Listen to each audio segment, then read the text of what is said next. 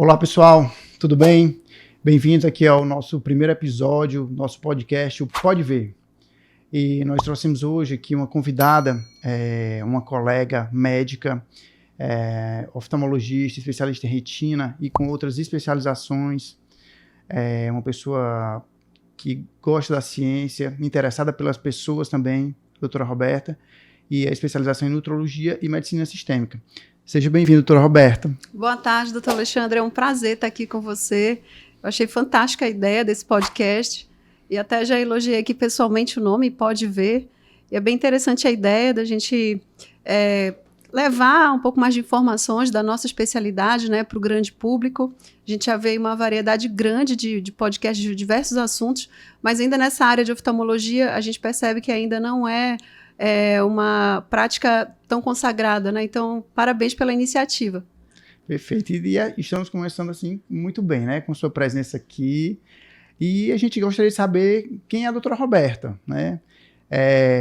Como você se envolveu na oftalmologia, como foi sua escolha pela medicina, em primeiro lugar, né? Como veio a oftalmologia, como veio a retina, como é que veio a nutrologia, a medicina integrativa na sua vida? Tá certo. Bom, eu vou resumir um pouco, né? Porque a história já é bem longa. A história assim, é né? longa. Você é muito jovem, claro, né, doutora Roberta, mas já fez muitas coisas. Já tem muita história para contar. Uma estrada bem rodada. Exato. Então, assim, eu me chamo Roberta, eu sou paraense, tenho 43 anos. Formei em medicina lá na Universidade Estadual do Pará. E aí, optei por fazer oftalmologia. Na época, eu fui a primeira médica da minha família. Minha família tem um histórico de muitos funcionários públicos, né, concursados, com aquela vida bem previsível, bem tranquila. E aí eu fugi um pouquinho do padrão, né? Desde muito cedo, eu sempre me destaquei nos estudos e era muito dedicada, gostava de esportes. Eu saí um pouco do padrão dos meus pais. Meus pais são super tranquilos, adoram zona de conforto, são pessoas sossegadas, férias, sempre iam para os mesmos lugares. Então, assim, a vida deles sempre muito previsível. E a minha vida já seguiu por um rumo diferente, né? Desde pequena... Você é a única filha, tem outros irmãos? Eu tenho 2 irmãos. Você é mais velha? Eu sou a mais velha. Eu sou a mais velha, de 3 irmãos. Então, eu resolvi que queria fazer medicina, sempre gostei muito de estudar, gostava muito de ciência, de biologia. E aí, como eu tive um histórico escolar muito bom, os próprios professores me incentivaram, né, a tomar essa decisão. Meus pais não me influenciaram em nada. E aí, eu foquei, né, nos estudos e consegui passar de primeira. Aí, fui cursar a faculdade, me apaixonei e aí fiquei naquela dúvida, né? Que especialidade seguir? Eu sempre tive muito essa paixão pelo cuidado, né? Pelo atendimento. Sempre encarei assim, a medicina como realmente uma janela de cura, né? Uma oportunidade de você entrar no íntimo ali da pessoa, né? A pessoa confiar em você e você criar uma atmosfera de cura, né? Então, eu sempre gostei muito disso. E sempre gostei muito de ler sobre isso, né? Sobre cura, sobre autoajuda, sobre desenvolvimento pessoal. E aí eu acabei trazendo isso um pouco para a minha história, né, profissional. Daí formei e tinha o sonho de ir para São Paulo, né? Eu sempre Você formou formei lá no Pará. No Pará. E aí eu sempre, desde o início, eu falava para os meus pais, não, quando eu formar, eu vou embora para São Paulo. Sim. Os meus pais não pareciam muito acreditar nisso, nessa porque história, né? Eles diziam assim, mas como? Não tem familiar lá, né? A gente não vai te sustentar lá. Então, eles diziam, não, tudo bem. E eles não influenciavam muita coisa. Daí, quando eu formei, o primeiro passo foi comprar passagem para São Paulo. Sim. E a minha mãe falou, mas... Mesmo sem ter feito concurso nenhum, nada, nenhuma prova de residência? Já estava inscrita para fazer as provas. Sim. Eu pensei assim, não, vou viajar para fazer as provas e lá eu já fico. Não queria voltar para não ficar com dúvidas. Entendo. Então, eu falei, não, eu vou, porque eu tinha lido um livro que falava assim, que era o antifrágil, né? Que hoje tem uma teoria, né? Então, dizia assim, quando você tá skin in the game, né? Você tá pleno no jogo ali. Sim, você já tá dentro do jogo. Você tem que se virar. Então, era o que eu pensava. Então, eu pensei, não, vou para São Paulo. Se eu passar na residência de primeira, ótimo, eu já faço lá. A residência, vai ter a bolsa, vou fazer alguns trabalhos paralelos, plantões provavelmente, né? E se eu não conseguir passar, eu fico trabalhando, pegando experiência e no ano seguinte eu tento novamente. E aí fui para São Paulo, fiz as provas e tudo. Aí, graças a Deus, deu tudo certo. Passou, consegui. foi aprovada e tal. E aí passei, aí pronto, aí foi fluindo essa parte, né, da residência, e aí eu precisava me sustentar, né, porque eu não tive ajuda dos meus pais, não tinham como me ajudar, desde o primeiro momento eles falaram isso. Então eu fui com R$3.000 na época, e aí tinha que, com esses R$3.000, eu tinha que alugar um apartamento. Tinha bolsa da residência? Tinha. A Mas bolsa da residência é algo em torno de 1.000, 1.500. Isso, era muito baixo, não era suficiente, né? Para São Paulo, custo de vida de São Paulo. É muito alto. E eu dividi apartamento com uma colega e fui me virando. E aí foram surgindo algumas oportunidades de trabalhar como clínica, né? Clínica geral. E aí, nessa situação de ter que sobreviver, né? Numa cidade diferente, sem conhecer ninguém, numa começo da vida, né? Eu formei com 23, então fui para lá com 23 anos e estava ali na residência e trabalhando como clínica, e aí apareceram alguns anjos no meu caminho, né, que praticamente pegaram na minha mão, falaram, olha, você é recém-formada, você não tem experiência, você quer trabalhar mesmo no pronto-socorro? E aí eu falei, quero trabalhar. Pronto-socorro de clínica, pronto-socorro geral? Pronto-socorro geral, de clínica. E aí enquanto eu fazia residência de oftalmologia. Enquanto eu fazia residência de oftalmologia. E aí eu falei, não, eu quero. Aí eu acompanhei algumas pessoas, né, que já tinham experiência, que trabalhavam em UTI. Então eu fui logo assim para o mais difícil. Sim. Eu falei assim, não, vou... Como eu não tinha tanta experiência, né, com clínica médica... O espírito desbravador permanecia, né? Porque eu vou logo para UTI, vou para São Paulo, vou logo para UTI, né? Exato. Então eu falei assim, não, deixa eu ir logo para o... Paração não era... Pro pior. Não era a tua onda. Porque se eu precisar saber uma manobra de reanimação, entubar alguém, eu já vou saber, né? Porque era assim que eu pensava. E aí foi o que eu fiz. Eu falei, vou... Até fazendo um parêntese aqui, isso até é bem importante, né? Sim. Que é que quando a gente está dentro do avião... Aí o oftalmologista a gente é muito especialista, né? Sim. É só visão, é só olho, né? Sim. A gente acaba perdendo com o decorrer da prática com os anos, como a gente não tem ligação com a medicina geral, vamos dizer assim, pelo menos na maioria dos oftalmologistas é assim. É verdade. Então chega na hora lá do avião, emergência médica, tem algum médico a bordo, aí você se questiona, eu sou oftalmologista, será que eu sou médico? Porque você não tem mais experiência de parada cardíaca nem nada, verdade, né? Mas olha, eu já passei por uma situação dessa, no avião. No avião, né? Avião. Na época da residência ainda, eu fui visitar meus pais, e aí... Só que você estava fresquinha ainda aí, na residência, a gente ainda estava bem perto de ter terminado a faculdade e estava fazendo os plantões de clínica, né? E aí me chamaram para uma emergência, e o paciente estava sentindo umas palpitações, e aí eu verifiquei a pressão, estava um pouco alta, a pessoa estava sudoreica. E aí a minha reação foi ir conversar com o comandante. Eu falei o seguinte, dá para parar em algum lugar antes do destino final? Porque ainda ia demorar umas 3 horas para chegar. Ele falou, tem como a gente fazer uma parada em Brasília daqui a 20 minutos. Eu falei, pois, pouse o avião, porque eu acho que essa pessoa está infartando. E aí aconteceu isso, né? Ele pousou o avião, e aí a ambulância chegou lá, fez o eletro, e realmente a pessoa estava infartando. Estava infartando, aí. E aí deu tudo certo. Eu não passei o sufoco de ter que reanimar ninguém no avião. Mas eu já... Quando tem um chamado desse hoje em dia, eu espero um pouquinho para ver se aparece o clínico, o emergencista, para depois manifestar. Bom, mas... então aí você... UTI, né? Sim, tudo. Acompanhei. Até agradeço muito. Até hoje eu tenho contato com a doutora Daniela Cabral. E acompanhei ela em vários hospitais públicos, hospitais particulares. E ela pegou literalmente a minha mão. E foi me mostrando como eram as condutas práticas, porque na faculdade você aprende de uma forma teórica, e na prática você tem que juntar os conhecimentos. Isso é até uma falha, né, da faculdade, porque muitas vezes não tem um caráter tão prático, pelo menos não na época que eu formei, que foi 20 anos atrás. Então, hoje eu acredito que o modelo de ensino já mudou. A formação dos currículos, Então, já está bem diferente. Já tem tutorias, tem mais estágios. Naquela época, não. Então, tinham aqueles catedráticos da Faculdade de Medicina e tudo era muito teórico. E aí, lá eu consegui fazer essa imersão, né? E consegui sobreviver, trabalhar e conciliar com a residência de oftalmo. E eu trabalhei nesses plantões de clínica durante 7 anos. Então, eu fiquei 7 anos lá, trabalhando de todas as formas. Eu trabalhei em UTI, trabalhei em enfermaria, trabalhei em ambulatório, pronto atendimento, fazia exames dermatológicos nos SESIs da vida, SESC, né? Que era bem tranquilo. Era o sonho da gente, era conseguir uma vaga fixa assim, num lugar desse. ou nos bancos da Avenida Paulista também, porque era muito tranquilo. Basicamente, você ficava ali verificando a pressão, tratando uma cefaleia, e aí dava tempo de você pegar e estudar um pouco do assunto da sua residência. Então, era muito bom, mas não era tão fácil de conseguir, você precisava ter contatos, né?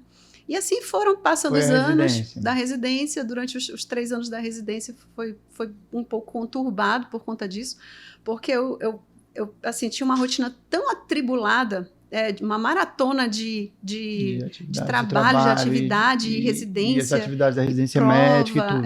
E a minha residência, que foi o Hospital Padre Bento e o Monumento, ele tinha... eu fiz a prova do SUS, né, de São Paulo, então tinha plantão, nós dávamos plantão. E na época tem até uma história engraçada, porque a gente dava plantão num hospital próximo da rodovia Dutra, que conecta São Paulo ao Rio. E tinha muitos acidentes de carro ali naquela região. Sim. E nós, oftalmologistas, éramos mais chamados no plantão do que os pediatras, por exemplo, do que os clínicos, porque também era vizinho de uma talvez muita história de trauma facial, né, nos acidentes. E tinha muito acidente, porque tinha a fábrica da Volkswagen, da GM. Corpo estranho, ceratite fotoelétrica. Então as enfermeiras iam chamar a gente. Fotoelétrica é aquela da solda, né? Exato, que o queimadura por solda. Ele faz a solda, não usa máscara de proteção, só que aquela... A dor, o desconforto, a ceratite, a inflamação da córnea só vai aparecer mais tarde, horas depois de madrugada. Vai aparecer. Então, o que acontecia muito? Os residentes de pediatria faziam piada com a gente, falando, tá vendo aí? A gente ficou na dúvida, e aí no fim a gente escolheu a especialidade certa, porque a gente dorme a noite toda. E vocês não. E vocês tinham que trabalhar. E a gente operava na madrugada, e fazia cirurgia de perfuração, e tinha muito politrauma, né? Então a gente entrava junto com a cirurgia geral, entrava junto com a neuro, com a bucomaxilo. Quando eu fiz a minha residência no Hospital de Base de Brasília, né? E o Hospital de Base é um hospital de referência, foi aquele hospital do Tancredo Neves, dos anos 80 e tal.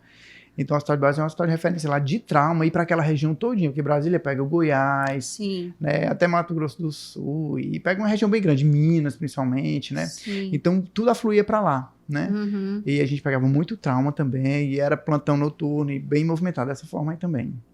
Eu lembro uma vez que teve um surto de conjuntivite naquela região, e nós atendemos, assim, em um dia, no pronto-socorro lá, de oftalmo, umas 200 pessoas. Formou uma fila quilométrica, assim, do lado de fora do hospital, que ninguém acreditava, sabe? Que a gente, dando plantão de oftalmo, né? Ali no fim de semana, trabalhasse tanto, mas era uma residência muito puxada, muito, muito exigente, né? Roberto, e a tua residência já foi para... Já era retina, já tinha especialização em retina? Ou foi... Tinha a opção de continuar, né? Ou poderia sair. Então, lá, na época... que eu comecei lá, ainda não tinha o fellow de retina. Sim. E aí, como eu tinha muito interesse em retina, o chefe na época, ele me fez um convite, falou, já que você tem interesse em retina, você não quer ficar para ser a primeira fellow de retina? E aí eu continuei durante 1 ano lá, e aí eles compraram vitreófago, aí a gente já fazia faco, né? Sim. Só para situar, né, para as pessoas entenderem que geralmente você faz a faculdade, são 6 anos, depois você faz a residência em oftalmologia, né? Que geralmente quando a gente entra para a residência da oftalmologia, você tem que fazer um curso ali de 3 meses, 2 meses para entender o olho, para entender os detalhes do olho, conhecer o olho, e daí você entra no estudo da oftalmologia propriamente dita. E aí você faz uma oftalmologia geral, você aprende alguns procedimentos cirúrgicos e tal, mas quando você quer aprofundar mais, e dentro da oftalmologia existem as especialidades da oftalmologia, né, que é plástica ocular, retina, catarata, glaucoma, né, o estrabismo. Então depois você termina ali os 3 anos de residência em média, 2 ou 3 anos, você ainda vai para o fellow, o estágio, que é estudar só retina, no caso da doutora Roberta, ou então só estrabismo, só plástica ocular, né? Exato. Só para situar, para as pessoas entenderem como é que funciona a trajetória, a história, como é que se monta ali o oftalmologista, né? Verdade. Faculdade de Medicina, residência e o fellow, o estágio, né? Verdade. E aí, quando eu finalizei esse primeiro ano, né, do fellow lá de retina, eu ainda não me sentia preparada. E aí eu falei, não, tenho que continuar ainda estudando e tendo pegando um pouco mais de prática nessa parte cirúrgica, porque ainda não tinha a parte de mácula lá no serviço. Então, a gente fazia muito complicação de cirurgia de catarata, né? Então, cristalino mergulhado, né? Luxado, lente luxada. Então, a gente fazia muito isso, endoftalmite, infecções, né? Então, a gente manejava muito bem essa parte. Mas retinopatia diabética também, mas a parte de mácula não tinha. E aí precisava comprar os instrumentos, o hospital estava passando por uma dificuldade financeira, então eu falei, não, vou fazer prova para outro local. E aí fiz prova para o servidor estadual, lá de São Paulo, o IANSP, e aí fiquei mais de 2 anos lá. E nessa oportunidade do IANSP, eu acabei acompanhando também a uveíte e a neurooftalmo. E, paralelo a isso, eu também eu tinha feito prova de uveíte no Hospital das Clínicas. Então, também fiquei acompanhando um período lá no Hospital das Clínicas e acabava frequentando ainda o Hospital Monumento Padre Bento. Então, eu fiquei nos 3. Eu ficava indo nas reuniões clínicas, eu ficava indo nas discussões de caso, né, dia de cirurgia. Aí convidaram para ser preceptora. É interessante isso aí. Eu acho que vale destacar aqui nessa época aí. É que nem na faculdade. Eu sempre achei a faculdade muito instigante, muito interessante. Sim. E a gente faz aula de manhã, de tarde, estuda de noite. Sim. Né? E é tudo um novo, é aquela descoberta, né? E aquela sede de você aprender, tá lá na emergência, dando plantão e com um livro, como você falou. Você trabalhava e com um livro lá. Isso. E quando a gente está nessa fase também, que é uma fase de descoberta, né? Terminando especialização, fazendo especialização, então tudo é interessante. Com certeza. E você quer viver aquilo, né? Quanto mais casos diferentes, coisas interessantes. Você vê, mais você está aprendendo e é estimulante, né? É muito estimulante. Esse movimento aí do aprendizado, da busca do conhecimento, né? Sim. Até me lembrei agora de uma frase do Charles Munger, que é o sócio do cara da Berkshire Hathaway, que esqueci o nome dele agora, que é um dos maiores bilionários do mundo, aquele que morreu há pouco tempo, 90 e poucos anos. Sim. Aí ele disse, aprenda durante toda a vida. Sim, né? Verdade. Né? E isso aqui é um instigante, né? A gente aprender durante toda a vida, né? Na faculdade, residência e buscar o conhecimento. Com certeza, é isso mesmo. E aí pronto, consegui concluir as especializações lá em São Paulo, e aí paralelo a isso apareceu uma oportunidade de retornar para Belém, uma oportunidade muito boa. E na época eu estava passando por algumas dificuldades financeiras, eu até comento aí no livro, né? Daqui a pouco a gente vai falar. A doutora Roberta, eu descobri agora há pouco que ela é escritora também. Essa aqui parece que é só o primeiro de muitos, né? Daqui a pouco a gente vai falar um pouco sobre isso. Então eu expliquei, eu passei por várias, assim, dificuldades lá em São Paulo, né? Eu passei por um sequestro, eu conto aí nesse livro, que fortaleceu muito assim, o meu lado emocional de autocontrole, né? Sim. De resistir à situação de alta pressão. Mas esse sequestro foi um sequestro que foi o relâmpago ou foi um sequestro não tão relâmpago assim? Foi um sequestro mais... Foi não tão relâmpago assim. Eu estava indo por um plantão no domingo, numa cidade chamada Arujá, que é na Dutra, ali próximo, né? Então eu tinha que pegar a Dutra. E eu parei para abastecer o carro.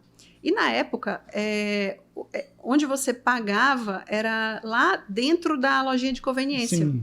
Então, eu deixei o carro, não tranquei o carro, eu deixei o carro só com a porta encostada, porque era 6 e pouco da manhã. Sim. Fui lá dentro pagar e quando eu voltei, os caras já estavam dentro do meu carro. Nossa.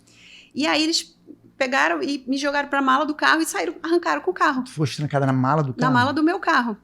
E aí eles arrancaram com o carro e eu fiquei sem saber o que estava acontecendo, com medo de morrer, enfim. Meu Deus, eu moro aqui sozinha, sabe? Vou morrer, ninguém, não vou nem me despedir da minha família. Meu Deus. E foi desesperador, muitos assim. Pensamentos dentro do porta-mala do carro. Exatamente, foi desesperador, mas graças a Deus não me aconteceu nada mais grave. Eu fiquei ali umas 3, 4 horas. Eles tentaram fazer um assalto no banco, que não deu certo. E aí, depois me colocaram num bairro lá que chama Vila Celeste, que é próximo do zoológico lá de São Paulo. E aí me deixaram num terreno abandonado lá.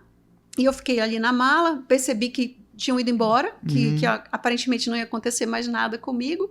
E comecei a pedir ajuda. Comecei a me movimentar para... Não tinha como abrir, porque hoje os carros têm um negócio que você pode abrir, né? Não tinha, era o um Fiesta bem velhinho, era o carro não antigo. Tinha, não, os carros não tinha. Então eu consegui soltar o que estava prendendo a minha boca e pedir ajuda. Te amordaçaram também? Também. Eu pedi de cinema aí o sequestro, viu? E aí comecei a pedir ajuda e apareceu uma alma lá, boa, que localizou a chave do carro num córrego e aí abriu o carro e eu saí. E aí, depois disso, eu fiquei alguns dias, né, em estado de choque, com medo, achando que eu precisava voltar, né, para minha cidade. Comecei a repensar a vida. Mas eu parei depois e pensei, não, essa é uma oportunidade para eu ficar mais forte e ter mais motivação ainda para terminar o que eu vim fazer aqui. Né? Então, achei que isso foi um divisor de águas assim, na minha vida. Sim. Porque eu passei a ter mais cuidado, sabe? A enxergar nas entrelinhas, a tomar mais precaução, né? E até hoje eu sou uma pessoa muito mais ligada. Eu acho que a gente, nessa hora aí, a gente tem duas formas de lidar, né? Sim. Ou você enfrenta e vai, Exato. ou você retroage, né? Exato. Então, eu inventei de fazer aula de motocicleta, de moto, né? Eu disse, vou fazer aventura, né? Não para usar no dia a dia, mas para na final de semana eu passei e tal. Aí nas primeiras aulas eu caí. Sim. Caí. Que a motocicleta, o acelerador, você faz assim, né? Então eu me desequilibrei e para me equilibrar eu fiz assim. Justamente foi acelerar, né? Aí a moto, com velocidade baixa, eu caí ali durante a aula e tal, machuquei a perna e tal. Aí eu disse, será que esse negócio aí... Peraí, vamos levantar logo e vamos sentar aqui e vamos embora. Porque se eu for pensar muito aqui, não faz. Se for pensar muito, exatamente. Então foi isso que aconteceu. Eu estava no R3 nessa época, né? Então eu já estava quase terminando. Aí eu estava naquela dúvida. Será que eu volto? Ou será que eu continuo o que eu vim fazer aqui? Né? Mas, felizmente, na época, eu tive contato com uma leitura também do Viktor Frankl, que é um médico, né? Psiquiatra, e ele fala muito do sofrimento, né? Do sofrimento ter um poder de transformação, né? Na vida da pessoa. Então, naquela época, eu fiquei um pouco abalada, mas aquele sofrimento me transformou, né? E ele conta a história dele, que ele foi preso num porão na época do nazismo, e aí, naquilo ali, ele encontrou o sentido da vida dele. Ele passou a valorizar muito mais a família, o conforto do lar dele, né? O amor pelos filhos. Então, fortaleceu muito mais esse lado espiritual, a fé em Deus. Então, ele conta muito isso. O nome do livro dele é Em Busca de Sentido. Sim. E aí eu passei por um período de introspecção, mas logo em seguida eu me reinventei, né? E aí continuei aceitando empregos em lugares Mas você ainda estava em São Paulo ou você já foi para o Pará? Não, ainda estava em São Paulo.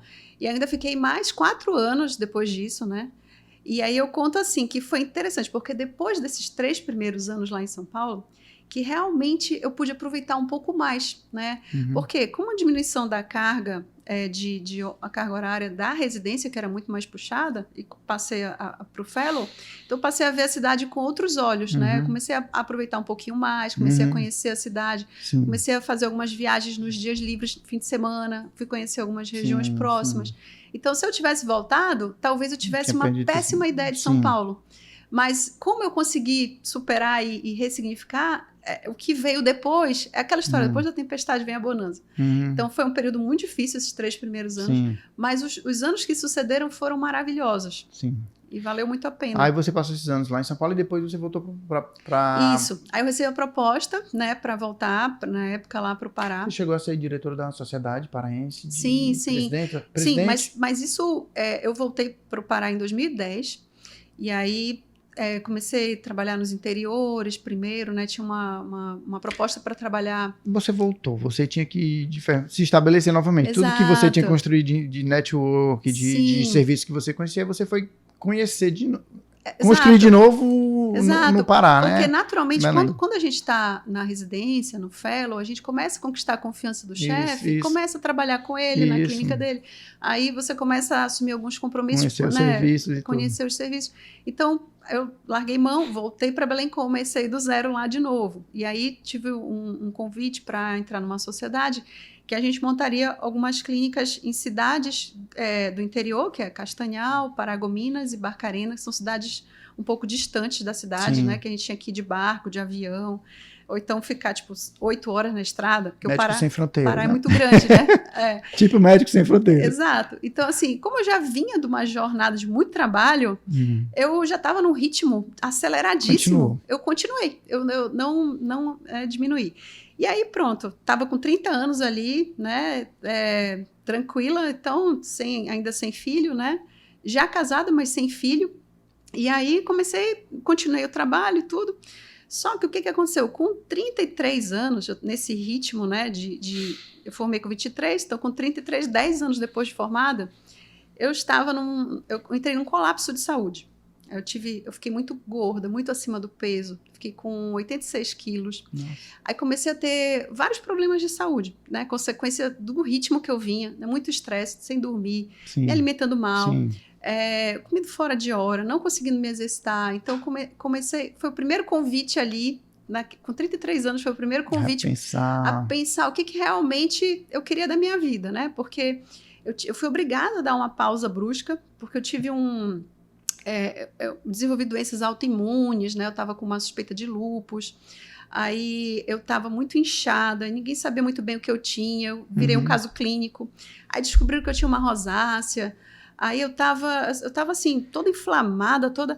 E aí, de repente, eu indo para um mutirão de cirurgia de catarata, eu tive uma diplopia súbita.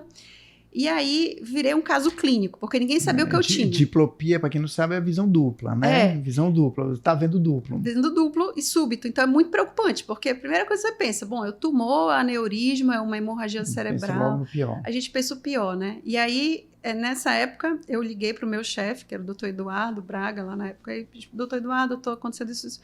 Não, vá agora para o hospital. Aí, eu fui para o hospital, tomografei. Aí, olhei as imagens, falei, não, tem alguma coisa aqui muito errada. Aí conversei com alguns colegas, né? Aí mostrei para um otorrino amigo meu, que tinha feito otorrino na Escola Paulista de Medicina. Ele falou, olha, Roberta, é o seguinte, teu caso é grave, tu tens uma síndrome rara, otorrinolaringológica, tu tens que, é uma síndrome do seio silencioso, só que evolui com uma fístula, fez um abscesso cerebral, tu tem que fazer uma cirurgia para ontem, tu tem que ir para São Paulo. Aí eu falei, meu Deus, mas eu acabei de vir de lá. Tinha 3 anos que eu estava em Belém. Queria dar um tempo de lá, queria ficar por aqui. Exato. Aí peguei o primeiro voo e fui para São Paulo. E aí eu lembro que eu cheguei lá segunda e na terça eu fui operada. Aí eu consegui um encaixe com o Dr. Aldo Stan, na época ele era o chefe lá, muito renomado, muito conhecido. E ele me avaliou, assim, foi muito técnico, assim, muito objetivo. Falou, olha, é o seguinte, teu caso é grave, você pode perder a visão, eu tenho que te operar. Você teve uma malformação dos seios maxilares e você não consegue drenar a secreção da sinusite. Sim. E aí está fistulizando, está abrindo um pertuito, um canal, né, aqui na sua órbita. Então está indo a secreção purulenta para trás do olho, está dando uma neurite e está dando um abscesso cerebral e você está com meningite. Então, vou logo te internar. Tava com meningite? Vou te internar e você vai fazer o antibiótico e o anti-inflamatório e amanhã a gente opera. A gente vai ter que drenar. Aí eu, né, mais um baque, assim, né? E aí, fiz a cirurgia, né? Confiando que daria tudo certo. Passei por uma situação que também foi transformadora, porque embora eu estivesse num hospital particular, muito bom. Muito bem atendida e tudo. Muito bem atendida, mas eu não fui acolhida, sabe? Ninguém me explicou muita coisa. Na hora que eu acordei da cirurgia, não tinha ninguém no centro cirúrgico. Foi para a cirurgia, então? Foi para uma neurocirurgião. Neurocirurgião, bucomaxilo, oftalmo, otorrino. Foi uma equipe grande. E aí, quando eu acordei da cirurgia, não tinha ninguém. E aí, eu interessante, percebi... né? Interessante. São detalhes. Né? Então, eu passei a ver o paciente de uma outra ótica, sabe? Eu acho que todo médico, todo profissional de saúde, enfermeiro, tem que passar por a experiência de ser paciente. Tem que passar. E de necessitar do cuidado. Exato. Então, isso fez toda a diferença para mim. Faz muita diferença na sua atividade. Na forma de você ver o outro lado. Então, aí quando eu recebi alta e voltei para Belém, né? Graças a Deus foi tudo bem, a cirurgia e tudo. Eu trabalhava num hospital universitário, e aí eu passei a ver o paciente totalmente diferente. Eu comecei a pensar em maneiras de fazer o paciente se sentir seguro na sala de cirurgia. Sim. Porque é um momento ali que você está muito vulnerável, né? Você não sabe o que vai acontecer, né? Você vai estar inconsciente. Então, eu sempre conversava muito com o paciente antes e depois, sempre estava ali disponível, deixava meu celular. E aí, eu mudei um pouco a forma de ver a vida, né? Aí eu fui obrigada a cuidar da minha saúde nessa época, né? Dei uma pausa e emagreci e comecei a foi nessa época que surgiu a nutrologia na tua vida? Foi nessa época que surgiu a medicina integrativa. A medicina integrativa. Por quê? Porque como eu estava naquela história de investigar a doença autoimune, e ninguém sabia muito bem se os marcadores eles estavam alterados, mas não totalmente alterados. Então eu comecei a estudar, né, o que eu posso fazer para a doença autoimune. E aí eu vi que o pessoal dos Estados Unidos estava muito à frente nesse cenário da medicina integrativa. E comecei a estudar, nossa, mas o que eu posso estudar? Vou estudar água, vou estudar o que eu posso fazer, suplemento, vitamina D. E comecei a estudar como é que eu trato doença autoimune, que ainda não se instalou, que está quase se instalando. Aí comecei a entender que a doença autoimune começava pelo intestino, que precisava cuidar da microbiota, e meu intestino não funcionava bem. E aí eu comecei não, tenho que melhorar isso, tenho que melhorar aquilo. E comecei a estudar, e comecei a fazer uns testes. E aí, nessa época, eu consultei quase todas as especialidades. Eu fui no gastro, fui no otorrino, fiz check-up de tudo. Fiz check-up ginecológico, fiz check-up tireoide, fiz check-up de tudo. E aí, nessa época, eu recebi diagnóstico de hipotireoidismo, de tireoidite Hashimoto, de líquen plano, de lúpus, de rosácea. E aí eu fiquei assim atordoada. Eu falei, meu Deus do céu, o que está acontecendo? Tudo que eu superei, assim, eu achei que ia chegar no momento tranquilo da vida, e aí vem toda essa turbulência agora, né? Aí eu comecei a entender que a vida era muito além de só trabalhar, né? E ser uma boa profissional. E aí, assim, comecei a me cuidar, e realmente nessa época emagreci 22 quilos, comecei a me alimentar bem, eliminei o glúten da dieta, eliminei o leite, e comecei uma dieta anti-inflamatória, e comecei a estudar dieta do Mediterrâneo e tudo. E aí pronto, comecei um novo estilo de vida nessa época, né? E aí, pronto, estabilizei ali o quadro, né, e continuei trabalhando como oftalmologista. Né? Oftalmologia. Aí a medicina integrativa ainda era só no campo do estudo. Era só um campo de curiosidade, de estudo, que eu acabei recorrendo. E aí, depois, com o passar do tempo, a pergunta que você me fez, né, como foi que a nutrologia chegou na sua vida? Com todas essas questões, né, profissionais, eu acabei passando por um divórcio. E aí, nessa época, eu acabei repensando assim, muita coisa, né? Foram várias situações que me levaram a repensar a vida, né? De saúde, de sofrimento pessoal. E aí, naquela ocasião, me aproximei muito reforcei muito esse lado espiritual, né? Da fé e tudo. E aí comecei a entender que eu precisava realmente focar em construir uma família, né? Que não estava certo. Eu já tinha naquela época ali 35, 36 anos, e ainda não era mãe, e eu queria ser mãe. E aí continuei trabalhando, né, com os desafios que foram aparecendo, saí do interior para tentar ter mais qualidade de vida, montei consultório em Belém. Aí veio a oportunidade de trabalhar na universidade, fiz concurso, né? Fui perita do Estado, aí fiz concurso. Aí nessa época, pronto, apareceu o convite para presidir a sociedade. E aí várias coisas foram acontecendo. Sociedade Paraense. Isso. E várias coisas foram acontecendo. E aí eu conheci o meu esposo, né? No ano de 2019, um pouquinho antes da pandemia. Doutor Heleno. Isso. E aí, nessa ocasião, ele tinha passado por situações um pouco parecidas com as minhas. Ele também tinha sofrido, passado por uma turbulência pessoal também muito grande. E aí, a nossa história, ela se conectou. A gente se conheceu num congresso, né, aqui em Fortaleza.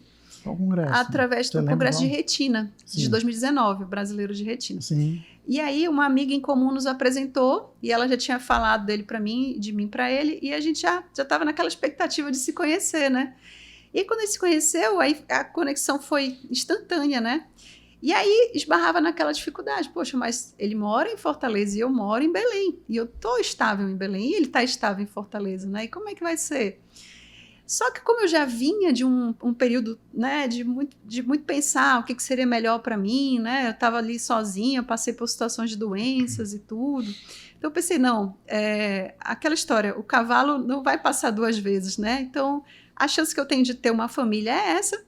A pessoa que eu pedi para Deus apareceu, agora eu tenho que decidir, né? Se realmente eu vou atrás desse sonho de construir a família ou se eu vou continuar aqui na minha zona de conforto. E aí foi muito difícil, porque meus pais, na época, eles eram contra eu largar tudo lá, né? Até porque, como eu comentei, eles têm essa coisa da zona de conforto, e aí né? te viram passando também por um monte de questões, de problemas, né? Exato. Então, e finalmente, quando a minha vida estava ficando mais tranquila, eu cheguei para eles e falei o seguinte, eu tô indo embora para Fortaleza. Aí, como assim? Mas vai pedir demissão do concurso? Mas como é que vai ser? Você começar tudo de novo lá, depois de quase 10 anos aqui? Eu falei, eu tô sentindo que eu tenho que ir, né? E eu quero construir uma família. E aí, nessa época, foi curioso porque eu levei outro baque, né?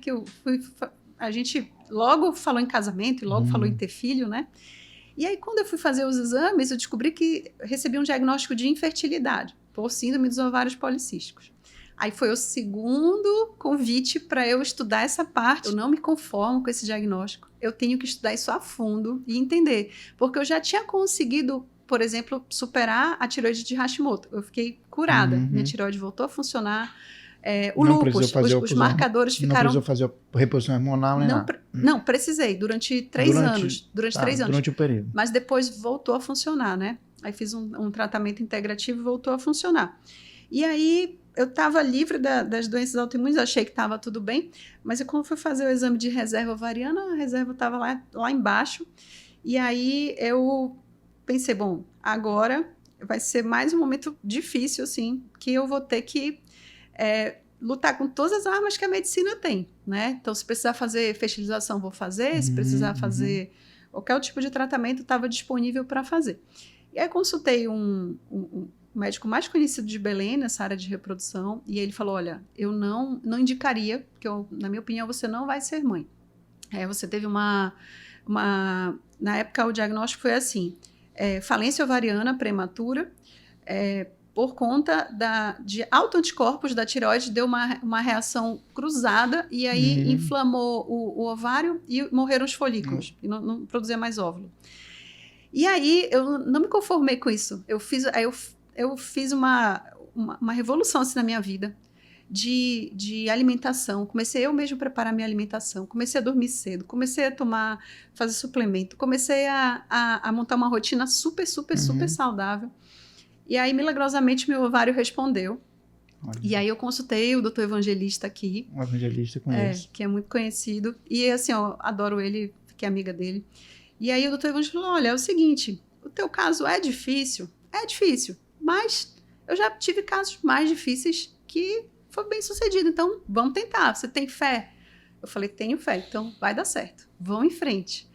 E aí nós fizemos o tratamento e tudo, né, consegui 8 óvulos na época, aí só formou um embrião, né, saudável. Ele falou, olha, nós temos somente um embrião, só temos uma chance, então... vamos fazer, né, a transferência do embrião e vamos torcer para dar tudo certo. Torcer que dê certo. E aí pronto, deu tudo certo. Graças a Deus, Deus abençoe, consegui ser mãe. Tive o Lucas hoje, já está com 2 anos e meio. 2 anos. E aí foi uma gravidez tranquila, né? Eu já estava aqui. Então, como eu tinha acabado de mudar para cá, eu fui trabalhando bem pouquinho, né? Maior parte do tempo... Aí entra outra questão na tua vida, né? Que é filho, né? Sim. Casamento, profissão, conciliar a vida pessoal, recomeço, né? Superação, né? Exato. De diagnósticos complexos, né? Desafiadores. Né? Então, exato. E nessa época, eu ainda pensei assim, bom, como eu estou trabalhando menos, vou ter mais tempo, eu vou fazer o seguinte, e a medicina evoluiu muito no campo digital, eu comecei a pesquisar pós-graduações, né? De integrativa e de nutrologia. E aí descobri 2 pós em São Paulo, que eu gosto muito da escola, né, da medicina, né, de São Paulo, que eu sempre acho que está mais à frente, enfim, que o pessoal leva as coisas lá muito a sério. E aí tem muito essa coisa da medicina baseada em evidência. Então, mesmo a integrativa, ela não desconsidera a medicina convencional. E aí eu fui levando as coisas durante a pandemia, estudando online, né, e administrando a gravidez, foi tudo tranquilo. E aí pronto, tive o Lucas, consegui ter um bebê saudável, né? Que era o sonho que eu tinha, né? E aí, assim, pronto, aí todas as fichas caíram Tranquilo. ali. Ele tá com 2 anos, né? Então, Sim. durante Então, esse finalzinho da pandemia, você tava grávida, né? Eu engravidei, a transferência do embrião foi dia 30 de setembro de 2020. Então, tinha passado a primeira onda, né? E aí nós vivenciamos a segunda onda. Eu lembro que todo mundo dizia assim, olha, só tem uma chance, por que tu não espera passar o Covid? Eu falava, não, gente, é uma prioridade para mim, eu não posso adiar mais nada, tem que ser hoje, tem que ser o mais rápido possível. E aí pronto, eu fiz, né? Eu lembro que eu pedi a demissão, todo mundo dizia, lá, eu estava na chefia lá do serviço universitário, e o pessoal dizia assim, mas por que tu não fica de licença maternidade? Eu falava, não, porque eu preciso me concentrar 100% nesse tratamento para poder dar certo. Como é que eu vou ficar preocupada com milhares de problemas morando em outra cidade, né? Ah, mas você pode ter direito à licença maternidade. Eu falei, não tem problema nenhum. Eu prefiro ficar com a minha consciência tranquila, focar no que eu preciso agora. E aí pedi demissão de tudo. E todo mundo, mas como pedir demissão grávida? Mas deu certo, né? E aí consegui, deu tudo certo. E aí, aos poucos eu fui, né, me recolocando no mercado de trabalho aqui. Comecei a atender em vários lugares, né? Já trabalhei em vários lugares. E agora, eu e o Heleno, a gente tem um projeto juntos, né? A gente está construindo uma clínica. E aí, nós dois somos oftalmologistas, né? Pretendemos somar os esforços nessa área, mas também queremos que tenha esse lado da integrativa e da nutrologia, porque nessa região que a gente está montando a clínica ainda não tem esse tipo de especialização, né? E é sempre bem-vinda, né? Sim. Uma atividade que começa esse olhar diferente, Exato. Né? E eu percebo, assim, que pelo fato da minha subespecialidade ser retina, uveíte, é como se complementasse, somasse realmente, porque você consegue tratar o paciente de uma maneira mais abrangente, né? Você consegue tratar o sistêmico, né? Você consegue aliar 2 tipos de tratamento, 2 linhas de frente de tratamento, e a resposta do paciente é muito superior. E pacientes de uveítes, né? São pacientes que a sua subespecialização, são pacientes que geralmente são de doenças sistêmicas, né? Que a gente pode dizer assim, né? As doenças reumatológicas, né? Algumas doenças infecciosas também, né? E faz parte desse teu arcabouço aí. Sim. Ontem mesmo eu atendi uma paciente com uma doença autoimune, e aí eu vi que as pessoas têm muita dificuldade, por exemplo, em indicar um imunossupressor. Quando indicar, né? Como eu já passei por isso, eu já usei imunossupressor, e eu já vivi na pele, né? Os efeitos colaterais, os benefícios. Então, eu vi que ela tinha indicação para usar. Então, talvez o fato de eu ter esse olhar, né, mais clínico, me ajude em alguns sentidos, de ter mais segurança de certas condutas, né? Sim. E aí, essa paciente, ela até comentou, doutora, mas eu posso ficar acompanhando aqui com a senhora acha melhor eu ir para São Paulo? Eu falei, não, dá para a gente ficar acompanhando aqui, pode ficar tranquila. Se chegar num determinado momento que a gente perceba que precisa fazer um tratamento mais elaborado ou algum tratamento experimental que ainda não seja padrão, precisa de uma retaguarda, de um hospital das clínicas, por exemplo, eu vou lhe indicar. Fala essa questão, só fazendo um parênteses aqui também, essa questão do São Paulo, né? Realmente o que acontece é o seguinte, é que se aqui a gente se trata uma doença, né? Vamos dizer que a gente tem uma doença relativamente incomum aqui, né? E a gente tem um N de 100 casos em Fortaleza. Aí você vai para São Paulo, o N é 1000. Exato. Né? Então, o cara que vê 100 aqui em São Paulo vê 1000, 2000 casos. Então, a experiência é muito maior, né? Sim. Isso aí é uma questão. A outra questão é que, realmente, assim, pelo fato, vamos falar, de algumas tecnologias, né? Ou mais caras, né? Ou que precisa de uma estrutura bem maior, em alguns casos específicos, algumas cirurgias intrauterinas, algumas cirurgias neurológicas, algumas coisas específicas, realmente a gente acaba recorrendo para lá. Exato. Né? Mas aqui, assim, o nosso material humano que a gente tem aqui, que são os colegas, são muito bons. Né? Às vezes a gente precisa de uma coisinha a mais que é aquela coisa incomum, mais rara, menos comum. Né? Por exemplo, a gente tinha um ambulatório só de Vogt, Koyaná, Jarada. Tinha um ambulatório, imagina isso, um ambulatório só de uma doença. Uma doença específica dentro da retina. Então tinha ali, sei lá, uns 200 pacientes cadastrados, que era assim, um N muito grande para uma doença que é muito rara. Né? Então, E essa paciente de E ontem... você não consegue montar num serviço Exato. aqui um ambulatório só para uma doença, específica. né? Então, É uma isso. coisa bem específica mesmo. E assim, doutora Roberta, fora essas suas multifacetas, né? Eu recebi aqui o seu livro que você trouxe, né? E que você teve esse momento de inspiração aí durante a pandemia, né? Sim. E eu queria que você falasse um pouquinho do que você escreveu aqui, né? Sim. Doutora Roberta Siqueira, Muito Além do Self. Sim.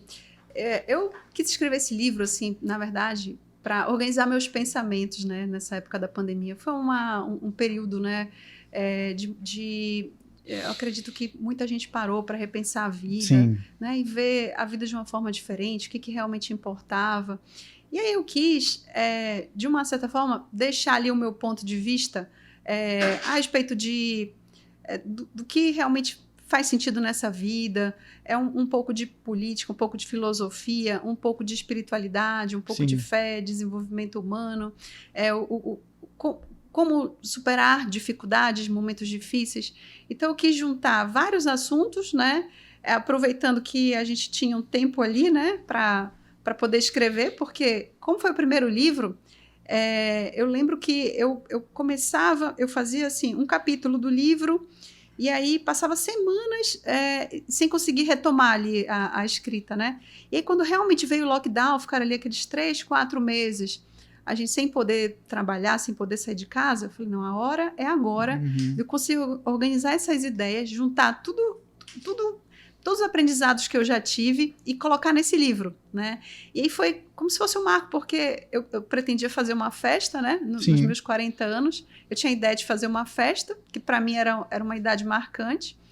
E eu não consegui, porque, enfim, meu aniversário é em maio, então foi bem uma época que estava tudo... no pico, né? No pico. Era pico. Então, eu lancei o livro com esse objetivo, de marcar, né, aquele momento e deixar um legado, assim, né? Eu pensava, não, um dia o Lucas, meu filho, vai ler esse livro e vai entender muito da minha história, né?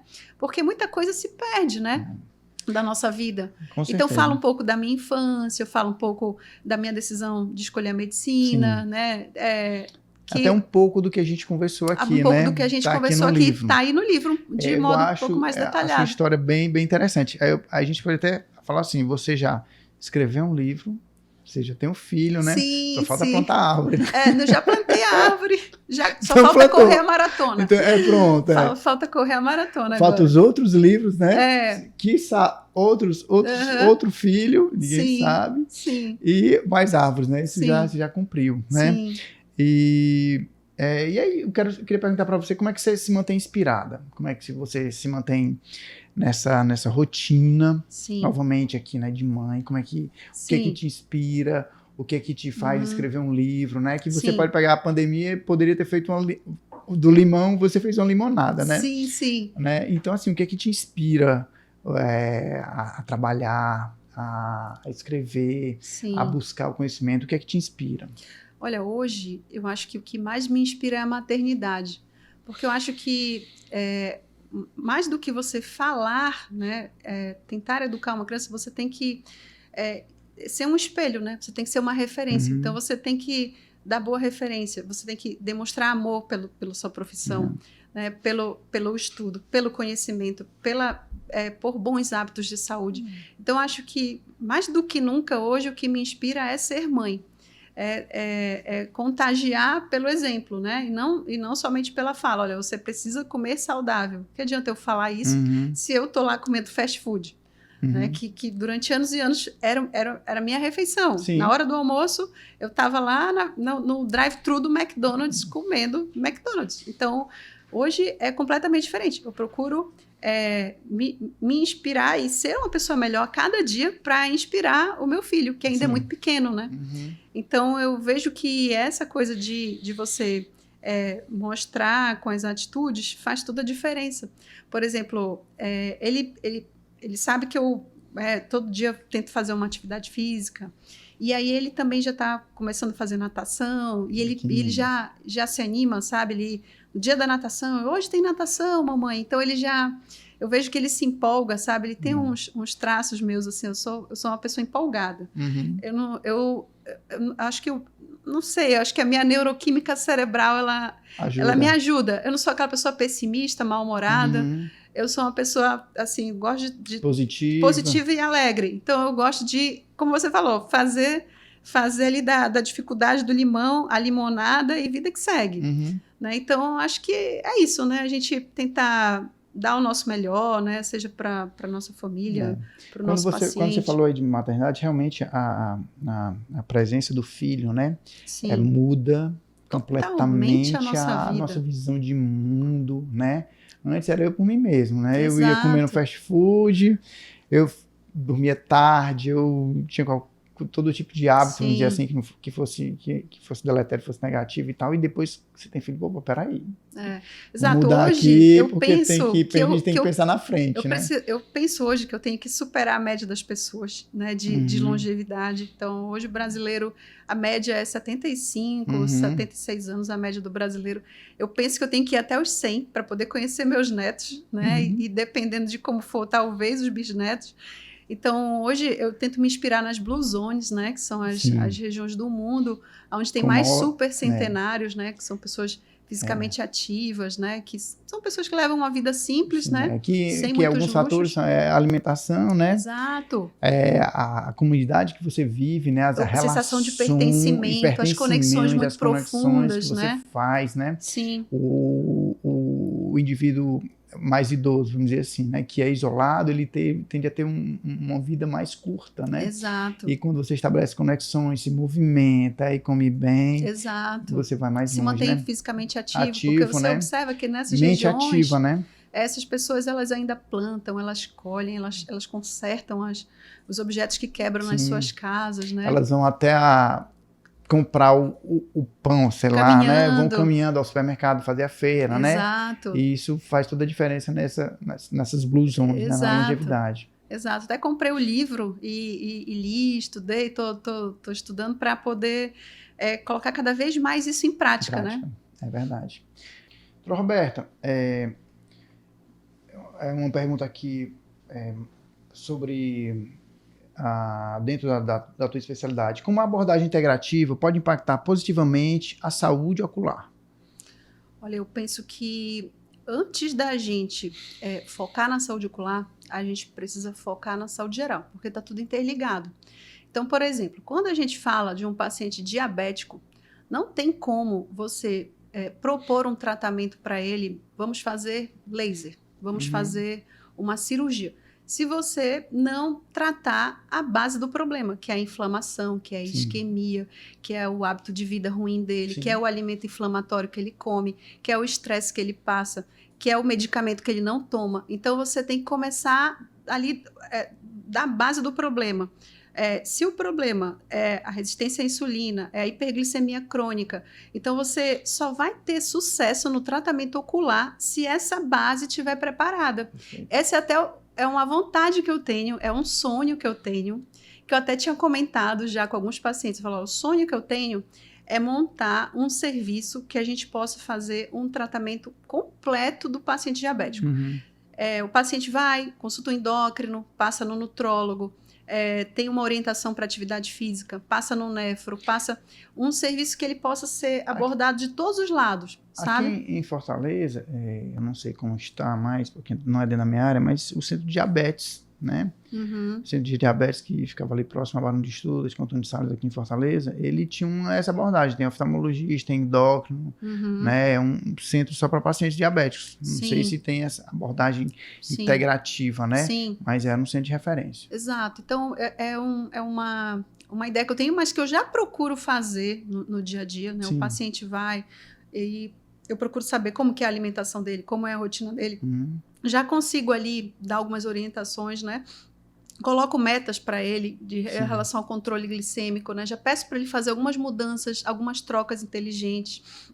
Já faço algumas orientações porque eu percebo que se eu simplesmente fizer o tratamento oftalmológico e não me preocupar com essa parte, o resultado ele pode até acontecer, mas ele não se sustenta, né? O paciente melhora temporariamente e depois volta a piorar.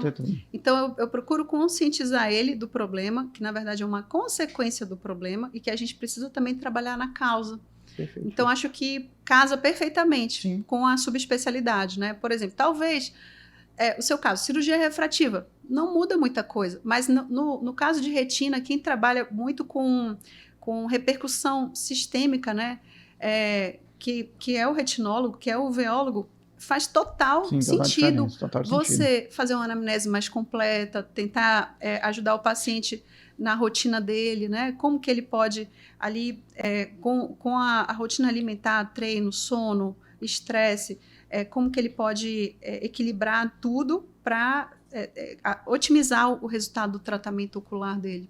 Doutora Roberta, eu queria agradecer muito a sua presença aqui, a sua história tão bonita, por você apresentar para a gente esse livro aqui. E onde é que a gente encontra esse livro? Pois é, esse livro ele foi uma edição limitada. Eu assumi, né, a parte editorial e tudo, Sim. e contratei uma gráfica, né, para rodar o livro, e eu fiz 200 unidades, né, e na verdade, eu coloquei numa livraria lá em Belém, fiz o lançamento. Sim. E tudo, né, e guardei algumas unidades para distribuir mesmo, né, para algumas pessoas queridas. Lá do lançamento, o que reverteu, né, de lucro, eu doei para uma instituição, né, e hoje em dia eu presentei algumas pessoas. Não tem uma forma de digitalizar isso? Tem uma forma digital deles? Tem. Eu já verifiquei até na Amazon, né, que eles têm. Se você faz e-book, por exemplo, livro digital, é até bem simples. É uma das coisas que eu estou pretendendo fazer, já que eu estou pensando em fazer a continuação dele, né? Sim. Então eu estou com essa ideia assim. Eu estou pensando talvez fazer uma trilogia para mostrar, né, todos os momentos assim da minha vida. E aí eu acredito que sim, um próximo passo vai ser digitalizar. Colocar à disposição. Essa experiência que você partilhou com a gente está aqui escrita e pode ser interessante. E um feedback inspirador, né? O feedback que eu tive bacana desse livro foi assim, alguns jovens, sabe? Que a gente percebe que alguns jovens têm muita dificuldade de lidar com o sofrimento, com as dificuldades, né? E acabam tornando uma postura muito vitimista, né? Do sofrimento. Acho que os problemas só acontecem com ele, né? E, na verdade, a ideia era justamente essa, dividir, né, os momentos bons e ruins, os insights, os aprendizados, as transformações, né? O desenvolvimento pessoal, como lidar com isso, como superar isso. Então, achei que o feedback dos jovens em relação a esse livro, talvez pela linguagem, teve um retorno legal, sabe? É por isso que eu acho que hoje a gente, quanto mais digital, né, maior o acesso, né? Sim. Por exemplo, eu tenho aquele Kindle, né, que é da Amazon, que eu passei a ler muito mais por causa da facilidade do acesso. Você vê a amostra e começa a ler. Eu ainda sou das antigas, acredito. Eu gosto muito de livro. Inclusive, eu gosto do cheiro, gosto do cheiro, eu gosto de riscar. Eu gosto de dobrar a abinha, sabe? Gosto também. Eu ainda não consegui gostar do Kindle. Gosto de digital também é interessante, porque ele é prático, mas eu gosto de livro também. Inclusive do cheiro do livro. Sim. Pois eu queria agradecer muito para você. E se você tem algum comentário aí, coloca aí a sua impressão. Se você quiser colocar alguma pergunta, depois a gente procura responder para você. Agradeço muito a sua audiência e até a próxima.